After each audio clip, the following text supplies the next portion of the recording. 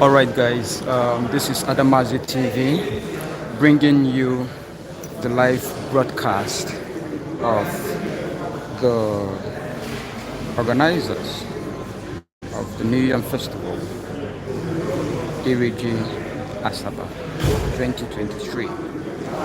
This is actually a meeting with the media.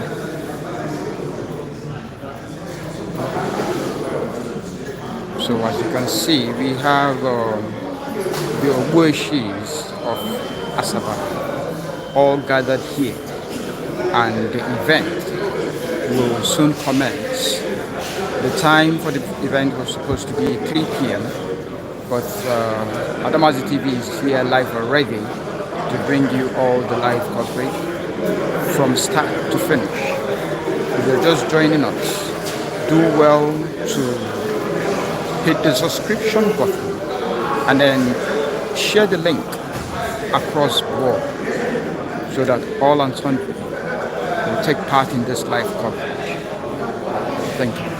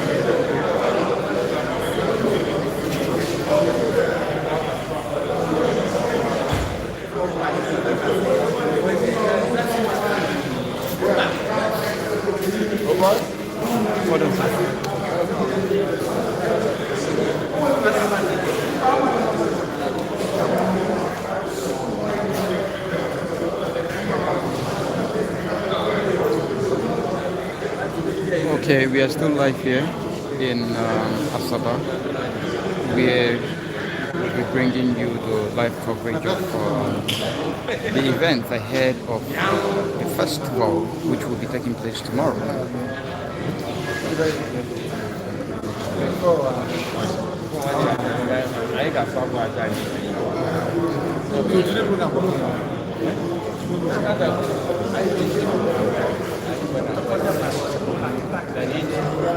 No, the new one is on that. Emergency meeting now.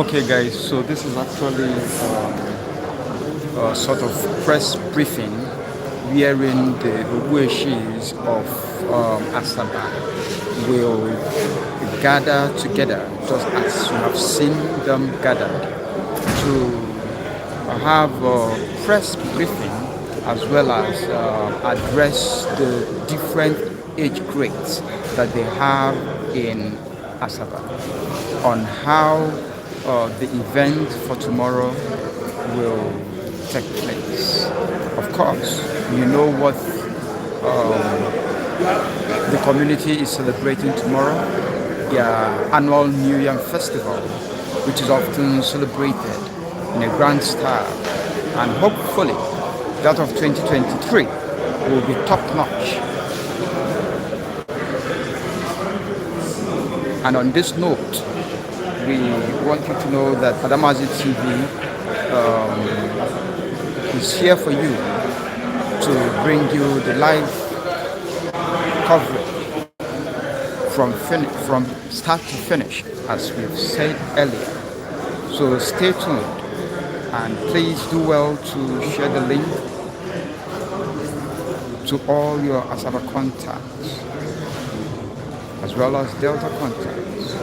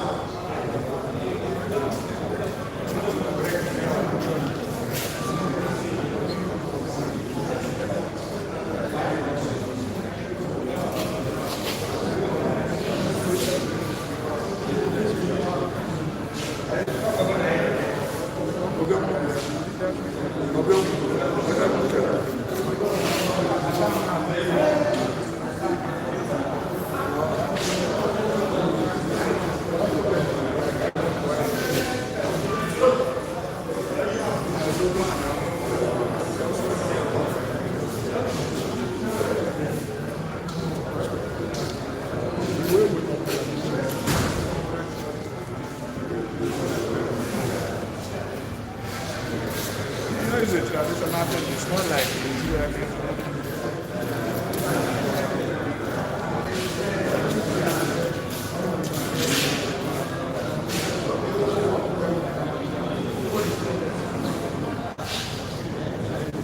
Okay, so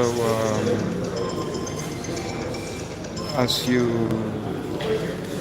stay with us, we are still the event. The program is yet to commence, but in no due time, I believe the leaders will be here. They will be the ones to address, start the introduction of the program for today. So we beseech you to please share the link as we are here steady to bring you the outcome of this gathering.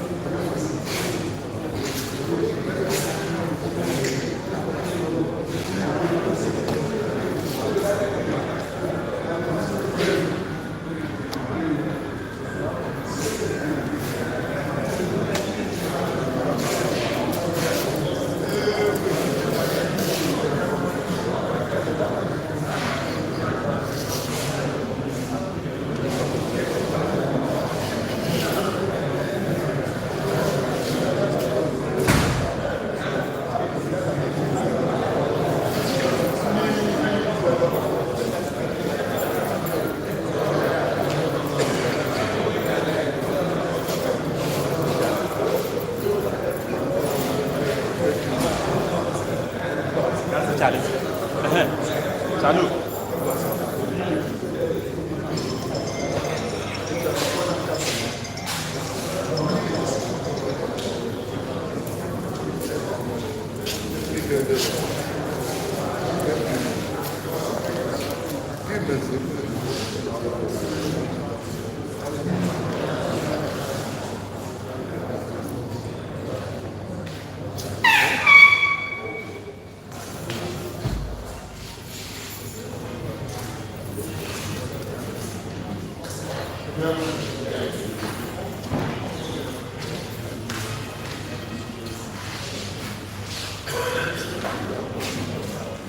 This is away from you.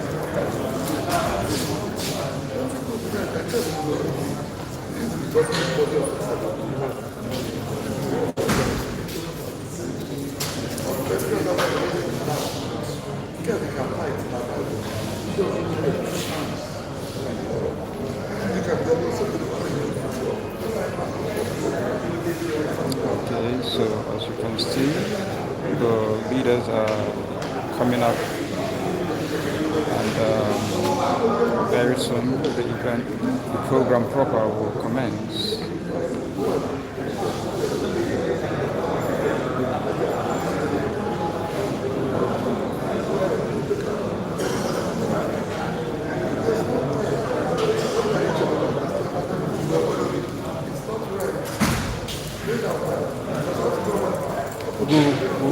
Well, the block maybe just tell us one or two things concerning what's happening today before they will start.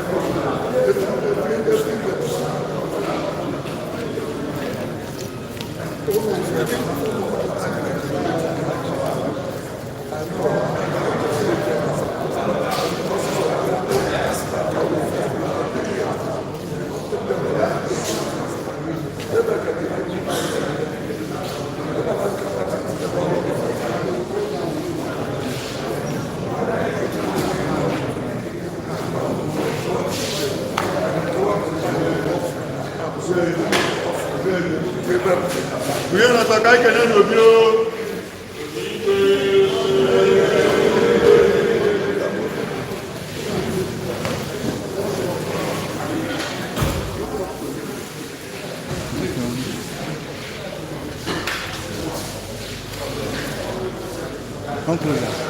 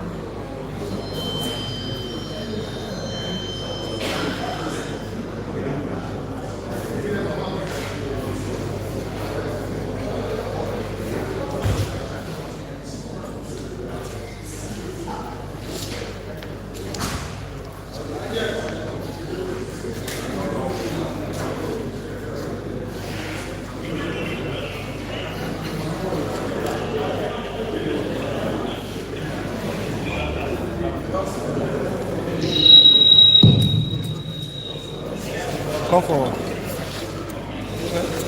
Come forward.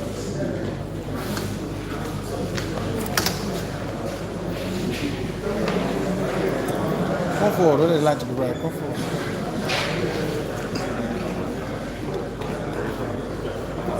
Where will we do?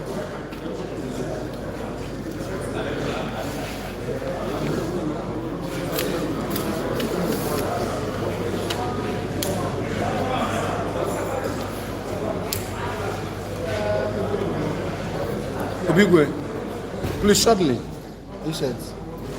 Are you set? No, hold on.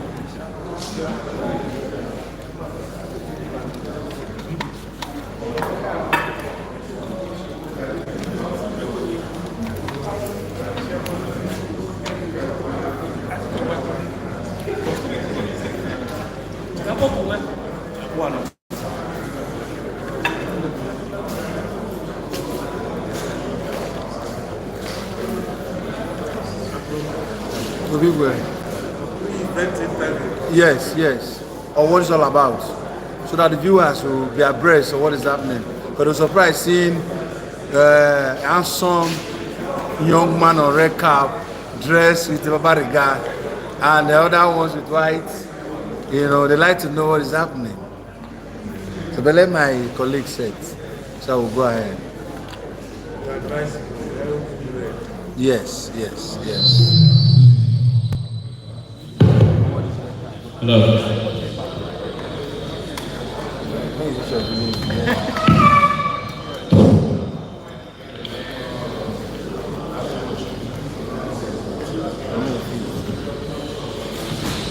Bueno, todavía faltan. Expand the legs more so you get balance.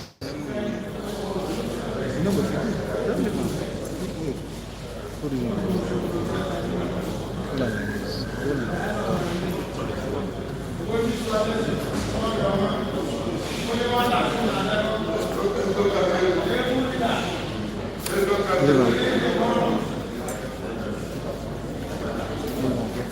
Put the light. Not set. I'm good.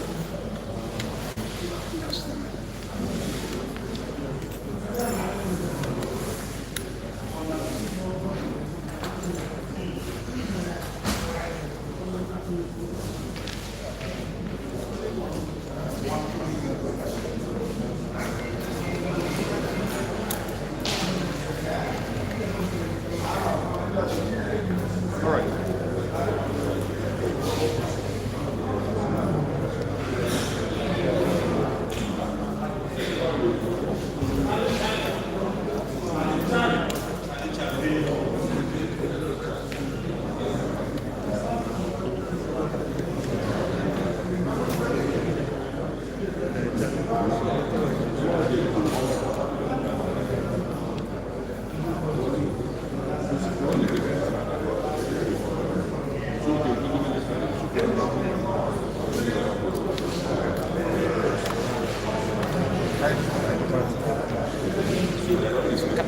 Can I do this?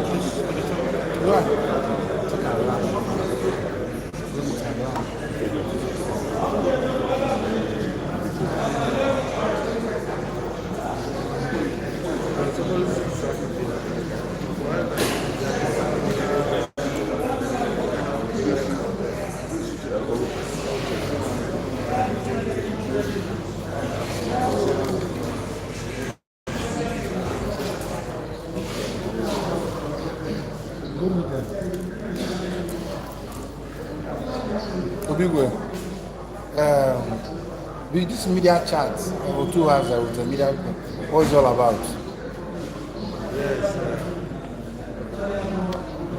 everybody on what it's kind of a press conference to announce to the entire government those that our ECD final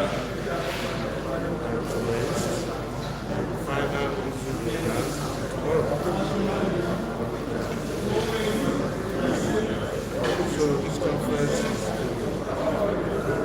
bounce off the activities of tomorrow.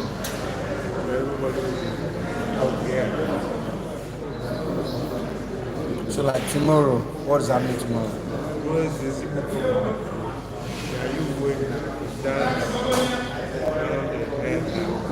One end of time to the other end of time. What is this? He's telling the whole world and the media that they would have written a new year today. So to only announce this to be new. And the yam is fresh. It's good to me. I'm living. So that is that as a traditional spiritual application. It doesn't do it with everybody in Korea. So, It's proper when it dances in the afternoon. so what time is it starting? Well, carnival of its nature as it were. Everything over about 12. Then each one lover. It's all right. Thank you very much. I'm not watching people's camera. I'm not watching. I'm finished. No.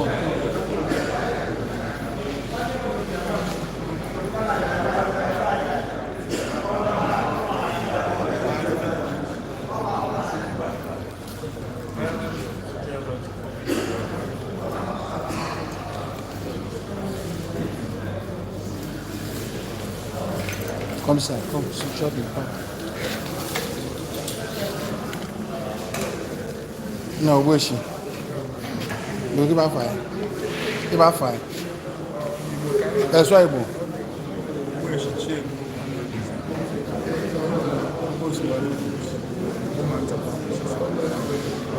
And go up on you. Give a position as 2 hours. I'm a member government council. Chairman, events, festival committee. So this media chat is all about. You guys be many. Oh, our normal exercise. Every major event, that we members to be up and doing expectations that is expected of them. So that as they go back, one match at an able when I'm going to ask you. 2 hours after one job, I work for police, I work for civil servants, I work for judicial and legislative. So, but in the case of question, one is organized by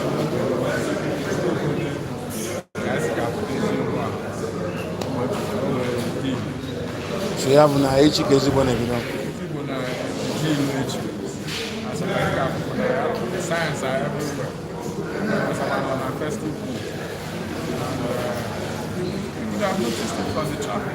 And don't go if ndị Asaba na ndị residents na-ajụkarị ka e ga-esi gbazi ezigbo echi ebe ọ bụ na Ogbogonogo road adịkpọghọ mma. Anyị bụ peace loving community. A na-eri ka adị, a na-ezere ka adị. Ọ bụrụ na a na-arụ ozili a na-etinye sewage or drainage as it were, mmiri budogebe anyị. Anyị as a civilized community, anyị ma ndị ga-obstruct ọrụ a na-arụ ka adị anya. Route niile dị na Asaba place ndị plan anyị nọ route gasị. Ọ bụrụ na by tomorrow na nwere ike provide na anyị ka anyị ga-esi pụta ụzọ ụmụ eji pụta agala street na see the work in the junction a na-atakọkwa see the ọzọ ife dị mkpa bụ ọ ga-adị peaceful. Strangers should not be threatened. Strangers should not feel na ikesa na ụmụ nsogbu or merriment. They should go about their legal businesses and as well support us in our merriment. Thank you. So far so good. We are right here in Ogwauku, Ahaba of Delta State for the Otuaza Governing Council media briefing. We are right here at Ogwauku, Ahaba, Asaba of Delta State for the Otuaza Governing Council media chat. all modalities of the coming festivity that is coming up, more especially the Ezigbo that is coming up tomorrow, hopefully by 12 p.m. So these are members of the towards the governing council, and you can see they're all putting on white, well seated, anticipating that tomorrow will be of success. Happy viewing.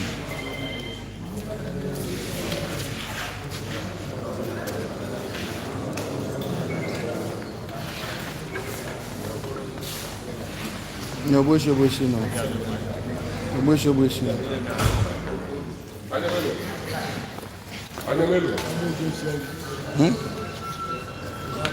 Nsi ogboshi no. Nke na-eri ya zeri. Achọ m ịkpọ nke ọzọ ka hapụ nke ọzọ. Ka mụ na-ese na. Ogo ma na onwe ndị ji akpọ n'ebe. O nwere akpọwa. Mma akpọ ọnụ. Ayo ọgbaka. Akpọ ha ọkwa m. Ogboshi ekwu m. Na-asị na onwe ndị ji akpọ. Mgbe o nwere akpọ ha. Ọ nke ụwa ka nchọ ịkpọ ni. Elofu m elofu. Mba, adịghị m elu na aka mpere mpe antite nwa ekwula ekwe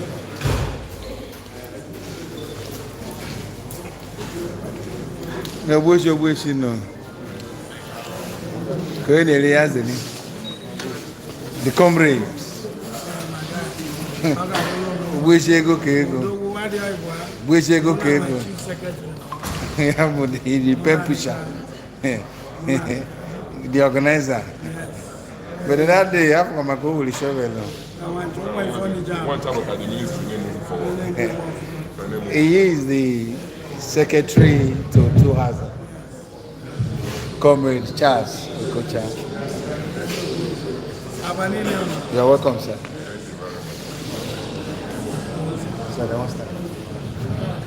Hello. Bí a yẹ fún ẹgbẹ́ ní ìsọ̀kú ẹ̀fẹ́ lọ. Olóyè ọ̀dọ́ ló bá ayé ti kẹ́ ẹ̀rẹ́ festival. Ìwé ìwé náà wọ́n dẹ̀ wọ́n lò. Káyọ̀ ló ń ṣe wòye ṣe lọ́wọ́. Owó ìbàdàn ẹ̀wọ́ ọjọ́. Ní ayé lè ṣe sí Lagos ìgbẹ̀rẹ̀ láti fọ aláàbí lọ́rẹ́ ìpọ̀wọ́sọ.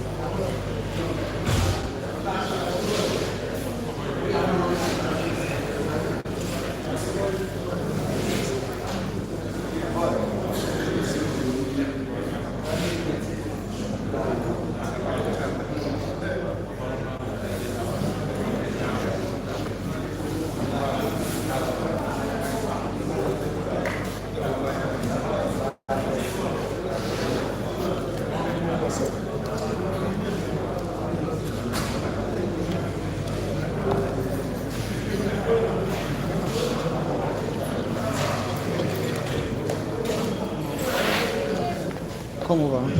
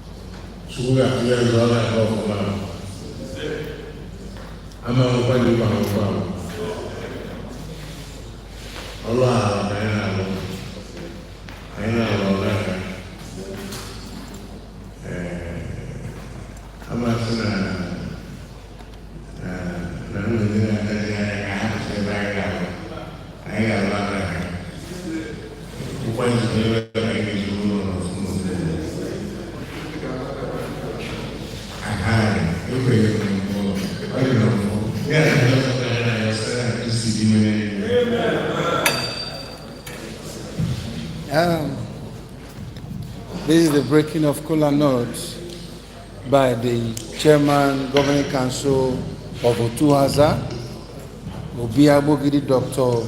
Benibe Uboko, and they will do justice to the kola nuts. As in the Ahaba, I got watching. I was watching. I care age by age. That is age by age. I will ofu mba ọjị wee nye Obi nọ n'ebe, and the second Obi nọ n'ebe bụ Obi Agbogidi, Dr. Ikechukwu Nwajeyi. Ọ na-afụgo fụ asọdịnala Ahaba, ọ ga-enye ofu mba ọjị ọma anya nke awa awa maka na Obi Ahaba ka ọ bụ wee Agbogidi igwe.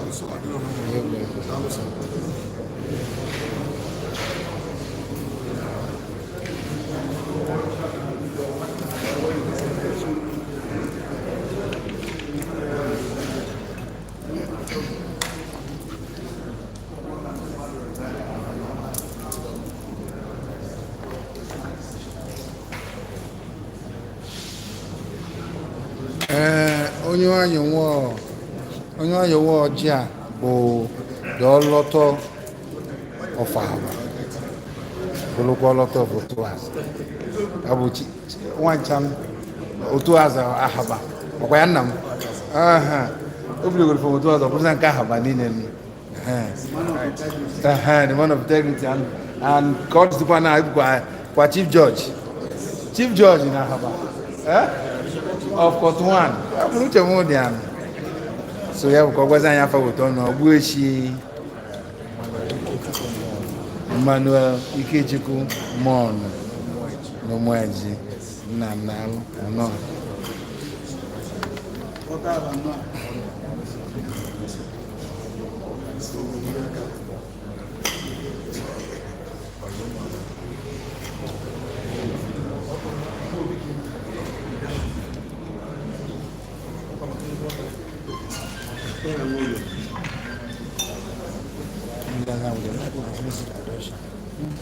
Nice.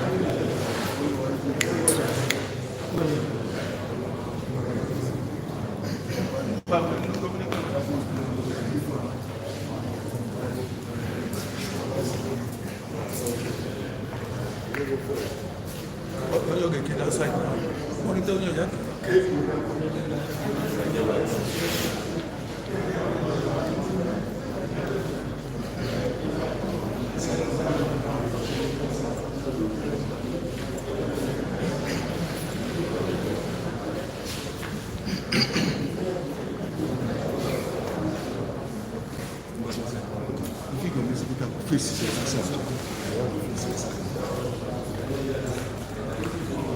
you are witnessing is sharing of kola nuts. Ka ndị Igbo na-ekiri ife na-eme ọta ife na-afụ bụ a na-eke ọjị Obiagbogiri Ewa. Ya bụ the chairman of the governing council Obiagbogiri, Dr. Benito Ogboku.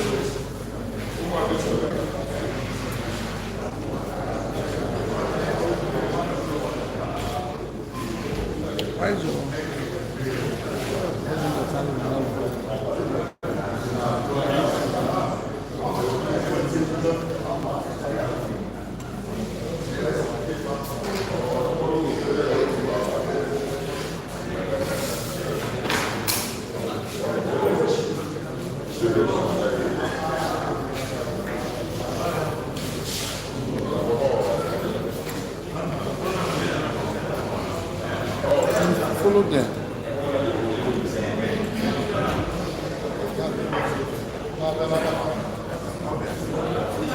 Now start with the saxon. Eh? Drop that thing down and pick up your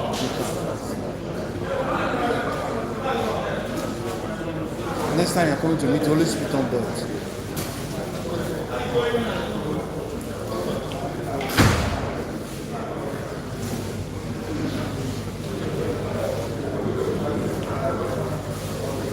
You take money.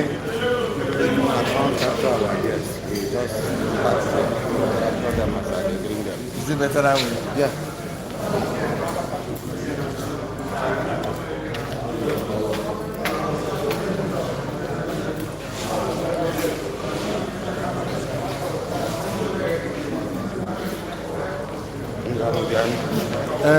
Jeffrey, come.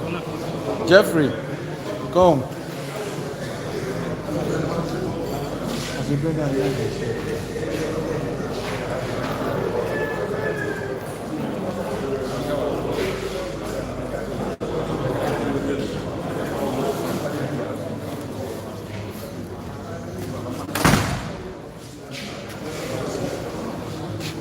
Just do that. Just do that. Come back. Come. Face the side.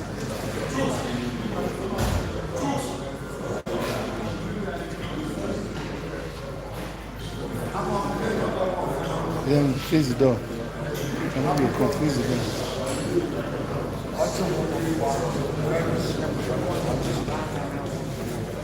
Go back. They go back. They go back. They go back.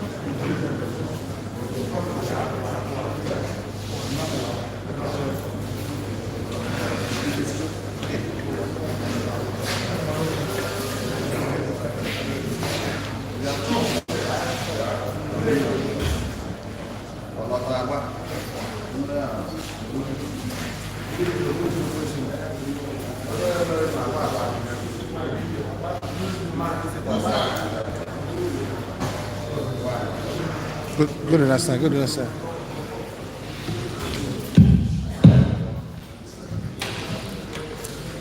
Cookie. Cookie. You're welcome to Asama. You're welcome to Asama. Nick and Moses. You're welcome to Asama. Man.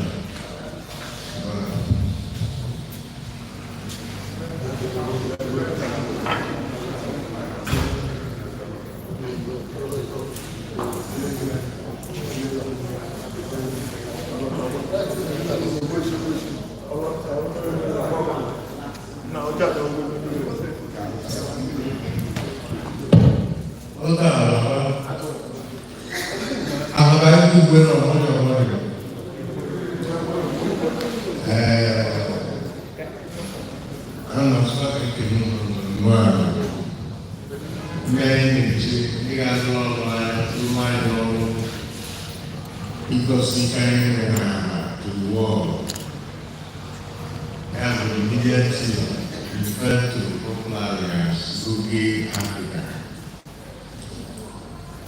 In half of it, the cross of it, one of them, Isaac, Joseph, and Jacob Moses. You couldn't get away with some of them.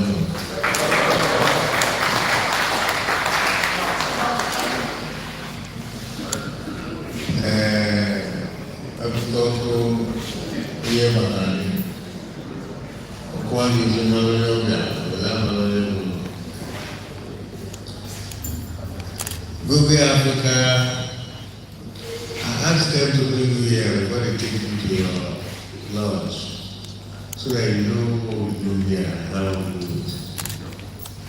This is a well plan. This is where we do our international course. Like Mars, like Colombo Society, we have course and this is where we sit. What we are doing tomorrow is more like a kind of going to go around town, or from one end of town to the other end of town. I know you are fit to handle it, but this is basically the body that plans and handles every traditional activity in Asaba annually. And the chairman of the building council. This is all about I wish you could know. People sitting around here, there's a big way there, will be IK Manjeri, will be Manjeri, big way. The members of the governing council, these are members of the tour. This is the Agama for tomorrow, we just for that's an anyway.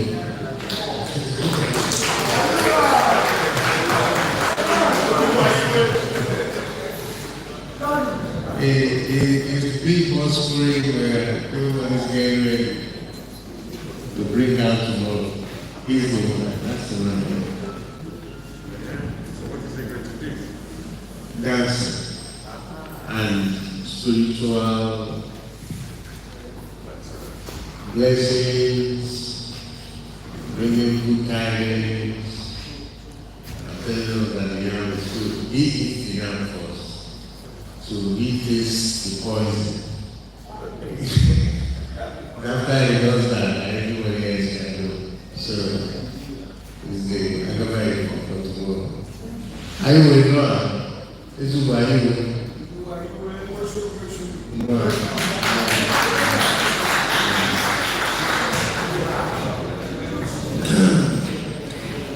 So, Google Africa won't give you much. You just came from the journey. You have seen the efforts and I can allow you to go back to rest so that you're ready for tomorrow. I was thinking we'll take you to Asaba so that you can meet him one-on-one. But you have the chance to go to your lunch refresh yourself, and again, the contact is open to you.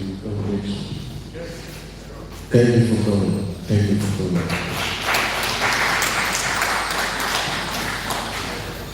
Thank you, sir.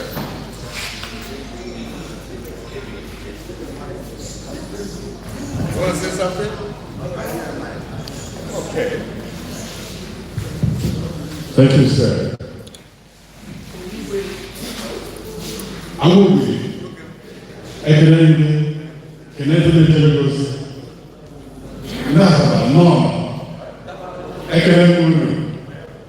I hold the most up. I'm not the only man. And by the grace of God, I know of the advanced team. The others now in no time will be here. So I'm not sure that I thought I can reach. If I get ready for I can't toss the Fanta. Oh, I know what I see rich. Oh, I know what. If the village, it would take the rich. This is where normal at such a pedestal in Igbo tradition. I never go about and thank God now.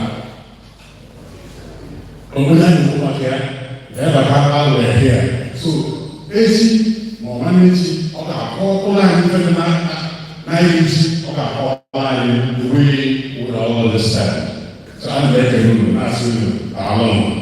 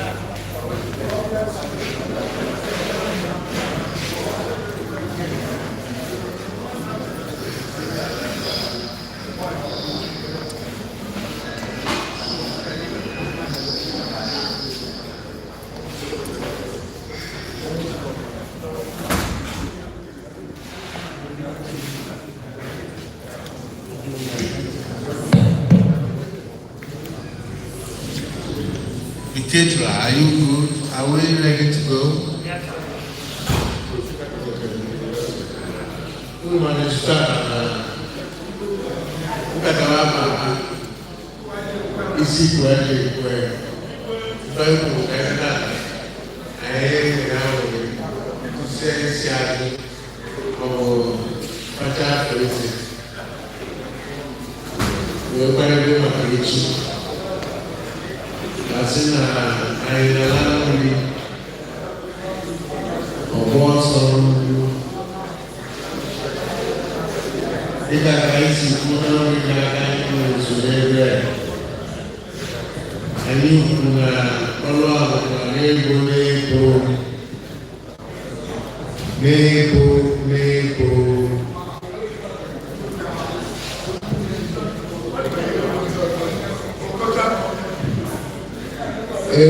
ego n'ụmụeze na Iran ọkwadebere anyị uwe kwadebere ndị egwu ụmụaka na akwadebere ụmụadụ akwadebere ụmụeji akwadebere ụmụọnaji akwadebere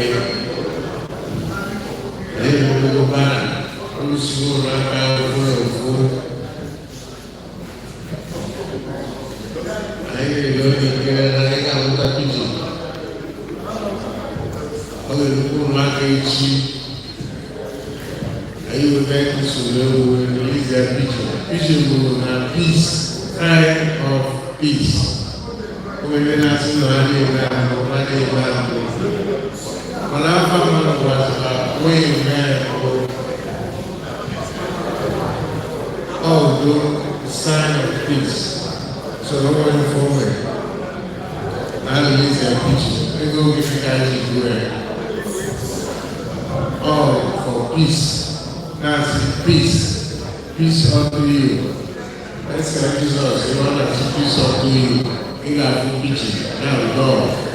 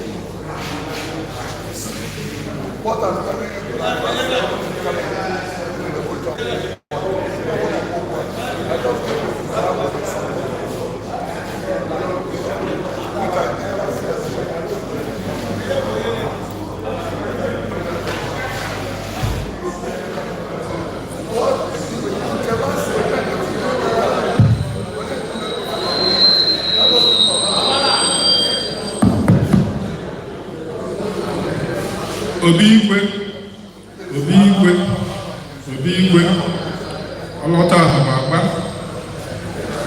ezi uwe anyị uwe ogweshi onoye ma agba agba anyị si ka anyị mee ife ajị mara ahụ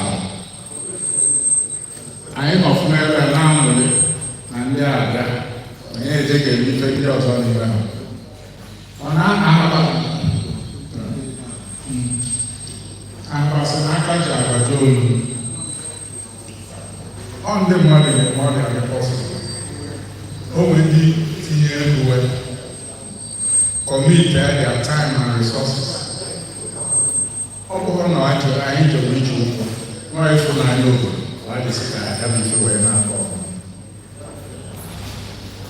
a sị nke anyị na-efekwa ọdịnala n'obi ọwa ọha ebe a dị mma anyị ga-asị maka na mmadụ emegide ife na Asaba were 1 million sọpọtụ anyị ife anaghị ka ya ka nna asị biko anyị nwere ya ga ike na n'obi biko ka asị ka ha bụ emebere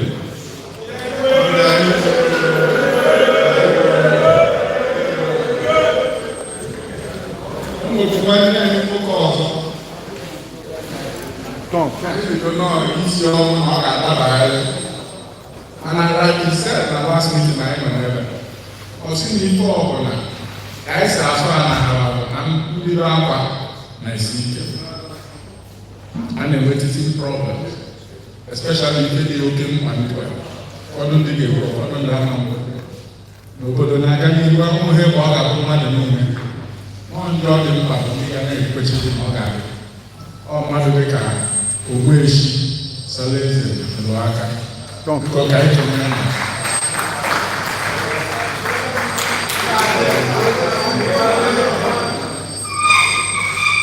anyị nwekwazị onye ọzọ ofu nwanne anyị nwoke bụ Afadia Pams ọ nọ na-abịa aka n'obi na ezigbo nke a na anyị ga-afụ ibe anyị lefu n'ọmụmụ ọ na-etinye ego ya ọ na-etinye taịm unu n'anya n'ebe ya bụfọ Adam Maazị one represent organization si America wee bịa and he had to fly him for ịkọba nke a ojego na akwa Igbo ojego Kabala ebe o sifu nke ịbara abụrịbị ite mgbe ya o sifuga nke o si n'aka Asaba o wee kọba ịka onye na-eme ọja agawa ọgwụgwụ Ogbueshi Chiedu Okoye ọ dịkwa maka ekele nọ ahabata ahụ otu ha azada ahụ ndị gọọmenti kansụl ụmụ na-akpabikwa ya mana onye ọnya ọrụ na-asị ịma nje onwe ụmụ nwanne anyị pụtawa wụọ awa ọbụla onwe efesịkwa isi Amerịka ga na-ekiri ife niile a na-achọwa ọbụla ọ ga-atụ ịsụ n'anya so anyị ke na ndị nne wee tinye ya aha babere ahụ obi igwe ọta agba ezugbo anyị igwe Ogbueshi onye na baba ahụ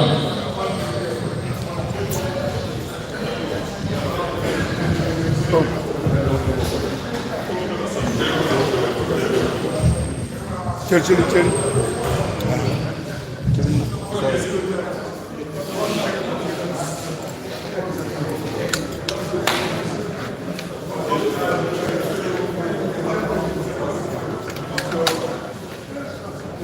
ezigbo gị a ga-ekele nna m Ezechi nna ọ ya bụ ezigbo ya bụ ayị uwe o jide nwa ya jide nwa try it easier for you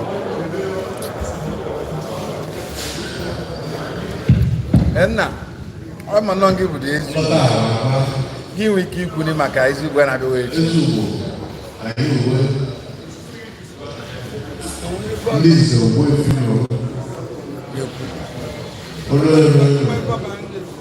agba unu aga-akakwa ama m na akpụ dị acha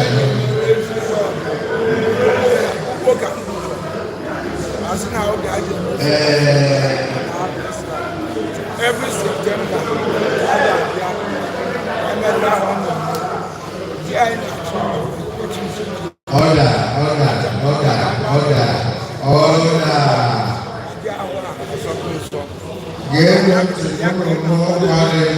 ka anyị mebe obodo si emebe maka na si na onye gba mbọ gbachi si na ụfọdụ ka anyị ji ndị na-atụkwabasị na-ejikwabasị ekpere ka anyị jiri maka na abụ ofe nne ka mmadụ ga-amasị mana onye bụ nwanne a na ọ ga-ejije tụọ nkwado ka ọ ga-akwado ya wazi egwu obi wee kwado si na anyị ga-ejije ya n'udo n'ụlọ ga-adịrị ndị na-esi ụzọ ọbụla oje efe mkpesa akwa na-ewekwa nwa obi n'ọgwa nke enyemaka anyị nyekwa atụrụ eji ọtụtụ obodo gbasa nwata nwanne nke obi adị mma si na awele ka anyị chọrọ ọmụ a bụ egwu esi dịka ọba onye ma na ọ ga-eme ezigbo gaa yi uwe daalụ nna ịghara na-abụtakwa moto ọdụ rọpụtara moto ya bụ ndị ahụ ba na-ama rọpụtara moto leta ya etiti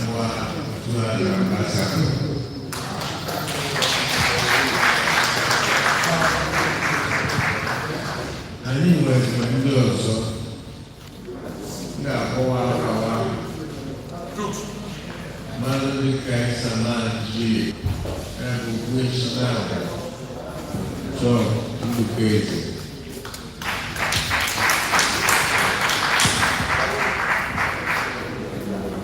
anyị nwere ogbu isi na-abụ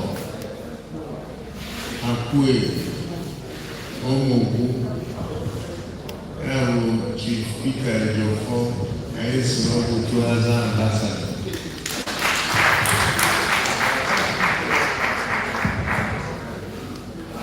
Anyị nwere Ogbuechi Chuka Chidi anyị abụọ ambassador Duhaga.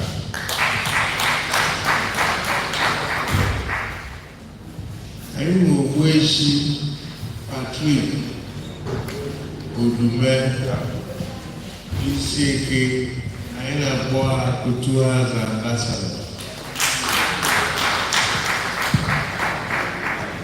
Unu ndị kebe fụ anya n'usoro ndị anyị kwụsịrị ha aka ka ndị otu Duhaga nọ na diaspora ma n'ife a na-asọwa mmadụ dịka Ogbuechi Sualize ụmụ ebe ọ nọ ya bụ odogwu a na ọma na Kotonu ọkwa na Kotonu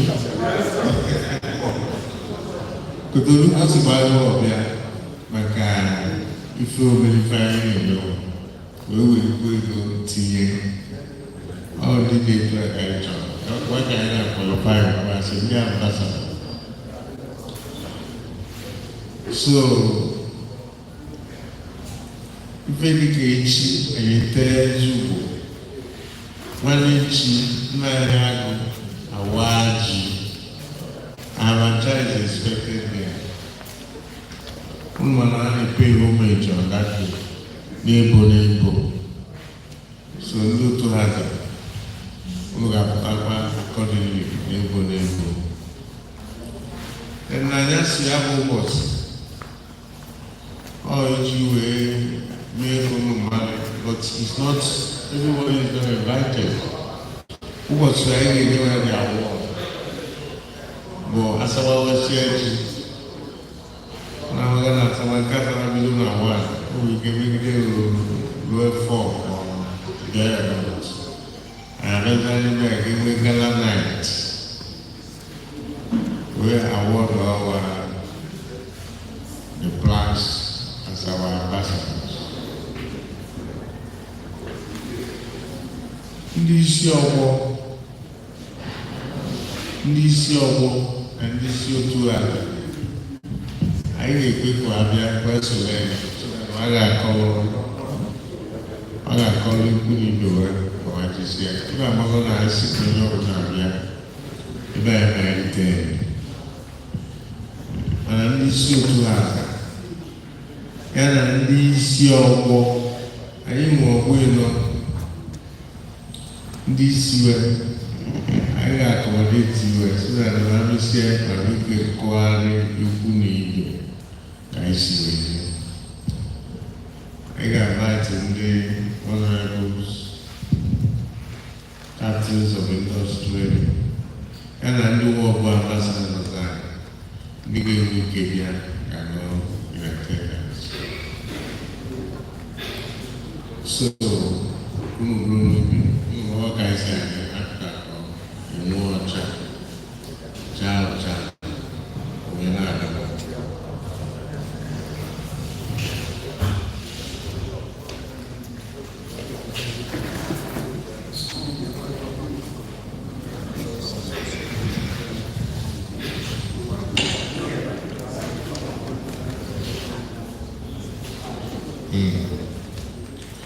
So, you can consider the invitation to come. When any further persons, I need to give a text message. Man, it's not an all-commerce affair.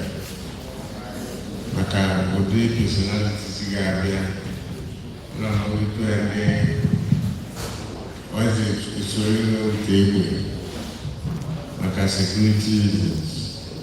Can you act accordingly? You make a test, you can come. All you make a test for it. But let's go for and they are more whatever. And you see what to act and you see all. Now.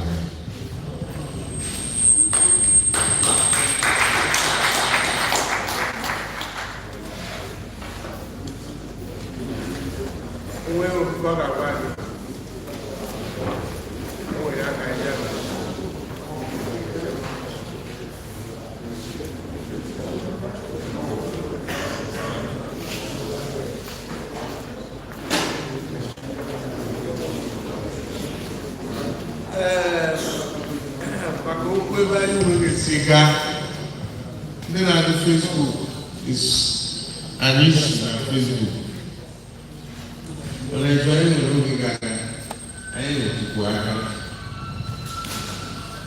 Very job, it should development. And then with every information, I'm being able to I want it also, but I want to go here. It takes me when I can go. Most of the gathering by Tuesday. Other already mobilized our mobilized money. Which go get closer. We'll be able to do it. It's landing our law now. We're going to go. Any water storm control or drainage control. You know, I want to see the road with wire excavation. People to run by along the city. But I think that as all those people, they are working to make it better. To go around, I think I'm really like, wow, I need to. Wow. Who's all there? I don't know where you were at that, but I will remember. I don't know. Then you reach home with me. I don't even know who is not around. So, only very minor. No, those or I don't know all over the world. And I'm not sure how to because who's authenticity? My answer. I am as well also on a living agape, allowing nonsense, each step and line. So let's let them do it well. Short direction. Let's get maybe serious. Are you waiting at the work? Because I see the right people. So that was a shortcut from Mumu. Just a short direction to divert that strength. Just a short direction at Umuechi into just maybe 500 meters and that south from all Umuechi to review about Ure. I come around and go and continue to journey. We value the and see the woman. I don't know. no one interested in contracting our local. It could be hooligans, it could be camps, it could be, overzealous patronizers of the Ezugo dance.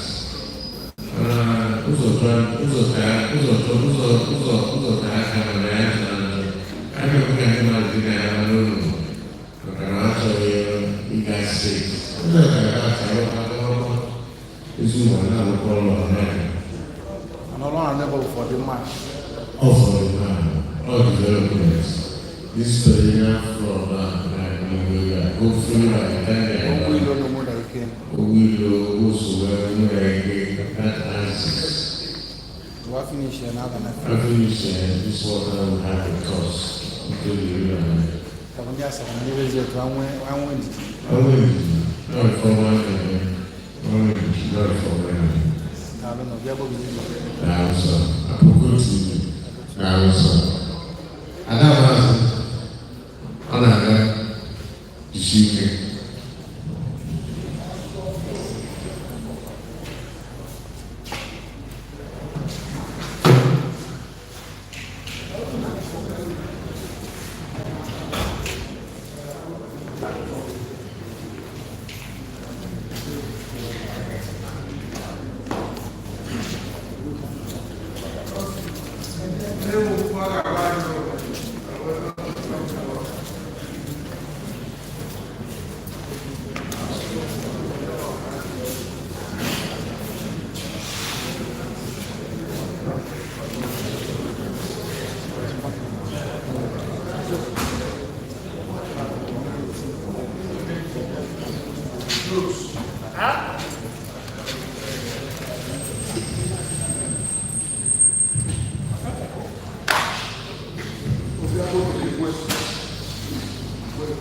all of them, Baba.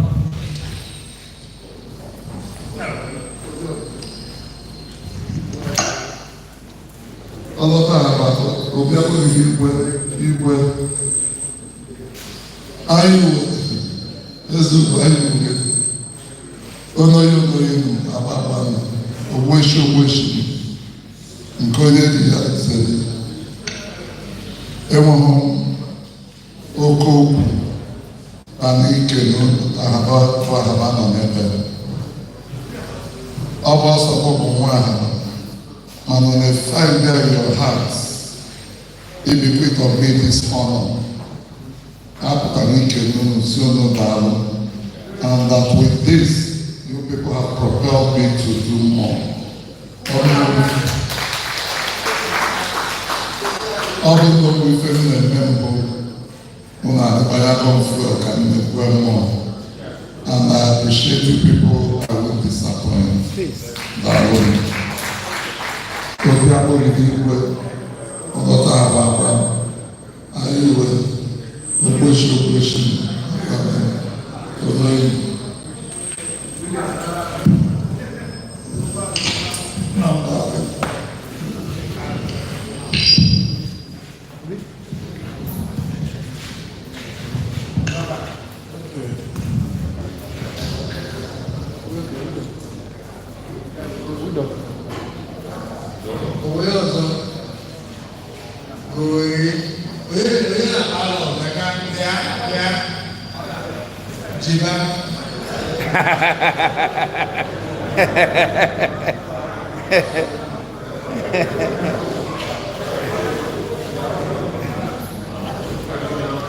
Oh, Sino Brosso. Oh, biaga na laka.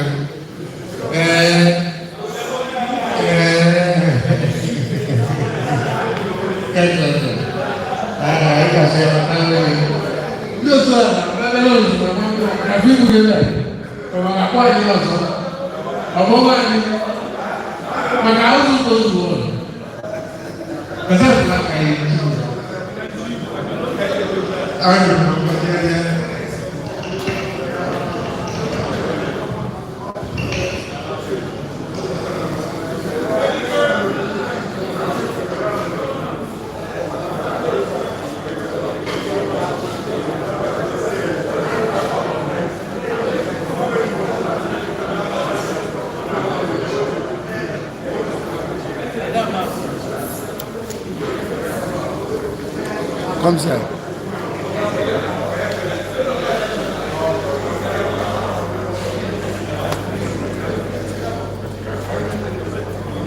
To the round again.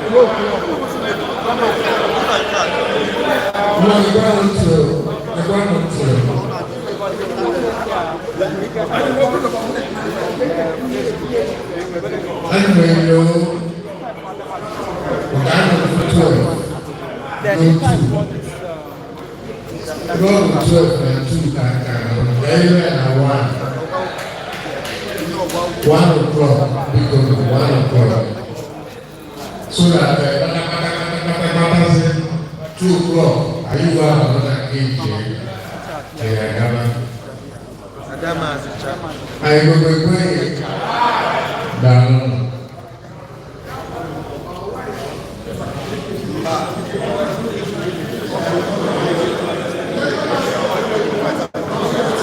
I think it's because you really want it.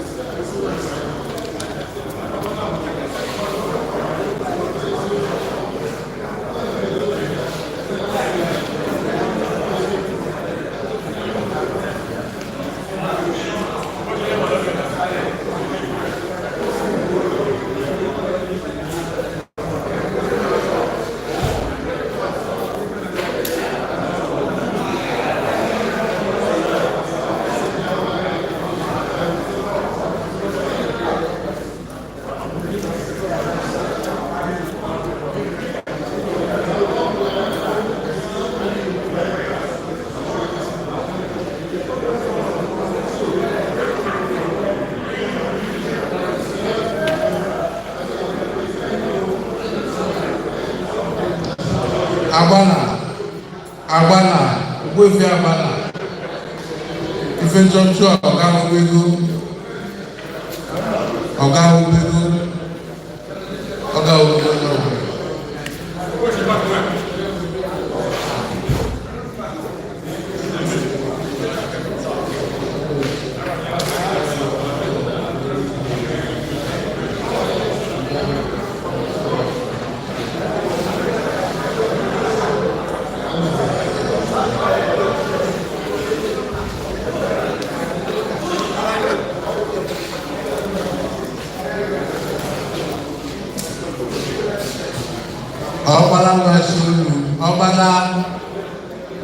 Ọgbala nwa Ṣóólú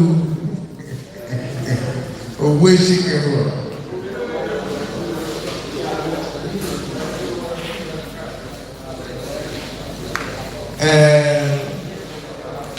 Ọ bụrụ na ụmụ osisi anyị nwere ihe ekwu, emechie izu ebe, anyị nwere ga-akọ ndị dịka aka ọzọ bịa. Aproko TV, Oṣego, Zikawura.